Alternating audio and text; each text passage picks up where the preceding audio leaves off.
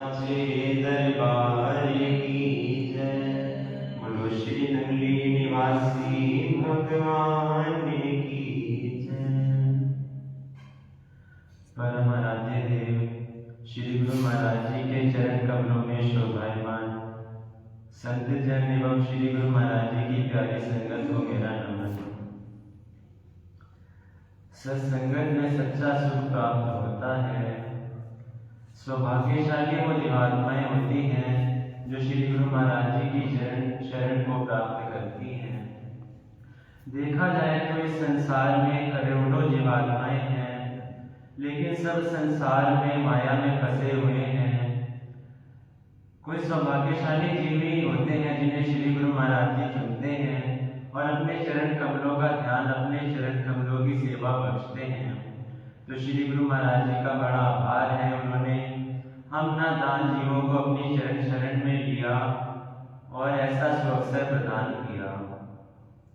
भक्ति अमृत में पढ़ते हैं, वाणी सदगुरु देव की सब ग्रंथों का सार, मन की मति त्याग के हृदय बीजोधार। कि जो श्री गुरु महाराज जी के वचन हैं वे सब ग्रंथों का सार है। चाहे कोई कितना भी विद्वान हो, कितनी किताबें, कितने ग्रंथ पढ़ ले, लेकिन जब तक वह सच्चे सदगुरुदेव की शरण में नहीं आता, उसे सच्चा ज्ञान, सच्चा आनंद प्राप्त नहीं होता। एक बार गुरु द्रोणाचार्य जी अपने शिष्यों को कुछ सिखा रहे थे, कुछ सत्संग उपदेश कर रहे थे। तो पास में ही अर्जुन जो होते हैं, छोटी उम्र के ही होते हैं, तो पास में खेल रहे होते हैं।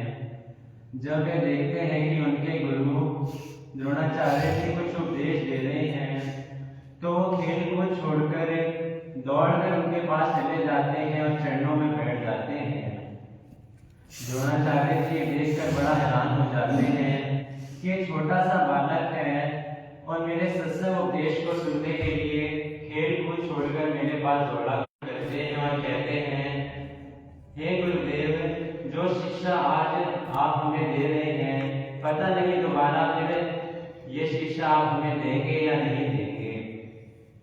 तो गुरु द्रोणाचार्य जी गदगद हो जाते हैं और कहते हैं, हे अर्जुन, तू मेरे पास कुछ भी नहीं छोड़ेगा, तू मेरा सब कुछ ले लेगा। लेना तो खैर क्या होता है, ये शिक्षा ऐसी है जितना बांटे उतना बढ़ती ही है। लेकिन अर्जुन की श्रद्धा देखो, बाल छोटी उम्र में थे, लेकिन फिर भी खेल कूद को छोड़कर गुरुदेव के उपदेश वचनों को सुनने के लिए दौड़कर चले आते हैं। तो ऐसे ही हमें भी नित्य प्रतिदिन श्री गुरु महाराज जी के सत्संग, उपदेश, आरती, पूजा सुनने का मौका मिलता है। जब भी खाली समय हो, श्री गुरु महाराज जी के चरण कमलों का ध्यान करें, उनके चरणों की सेवा करें। जब भी मंदिर में सत्संग उपदेश चल रहा हो, अगर खाली हो तो आकर बैठे और सुने और इस सच्चे धन को प्राप्त करें। क्योंकि संसार में कुछ भी नहीं रखा, सब उलझन में फंसे हुए हैं। उलझन में वे होते हैं जिनके एक से ज्यादा लक्ष्य होते हैं, लेकिन जो प्रभु के चरणों में आ जाते हैं, अपना तन मन धन प्रभु को अर्पण कर देते हैं, उनके जीवन का तो एक ही लक्ष्य होता है कि वे श्री गुरु महाराज जी के हो जाएं और श्री गुरु महाराज जी हमारे हो जाएं। तो ऐसे ही हमें भी श्री गुरु महाराज जी के चरणों की शरण प्राप्त हुई है, उनका सच्चा प्यार मिला है। तो श्री गुरु महाराज जी के चरणों में यही प्रार्थना है कि सदैव अपने चरणों से लगाए रखें, हमारी श्रद्धा, हमारे विश्वास को बढ़ाते हुए, हमारे प्रेम को बढ़ाते हुए हमको इस भक्ति के मार्ग पर अपनी दया से चलाएं। क्योंकि हम तो, हमारे में ना बल है, ना बुद्धि है, ना विवेक है, ना ज्ञान है, केवल आपकी कृपा का ही सहारा है। इसलिए श्री गुरु महाराज जी के चरणों में प्रार्थना है कि सदैव जैसे एक माँ अपने बच्चे को बांह पकड़कर चलाती है, जिंदगी में कई उतार चढ़ाव आते हैं, फिर भी माँ अपने बच्चे को संभल कर चलाती है और उसे भटकने नहीं देती। इसी प्रकार ये श्री गुरु महाराज जी, आप हमारी बांह पकड़कर चलाना, हमारा मन कभी ना भटके, क्योंकि ये मन तो बड़ा चंचल है, संसार के बंधनों में फंस जाता है।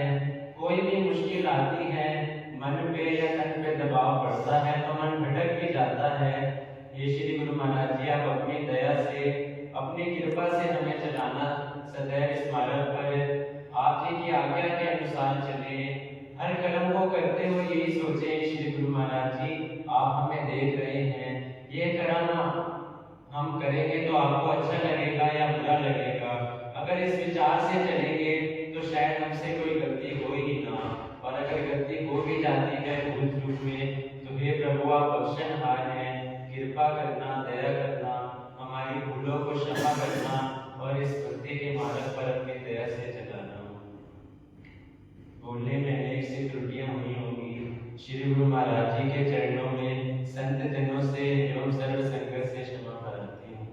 बोल जयकारा बोल मेरे श्री गुरु महाराज की जय, बोलो सांचे दरबार की जय, बोलो श्री नंदी निवासी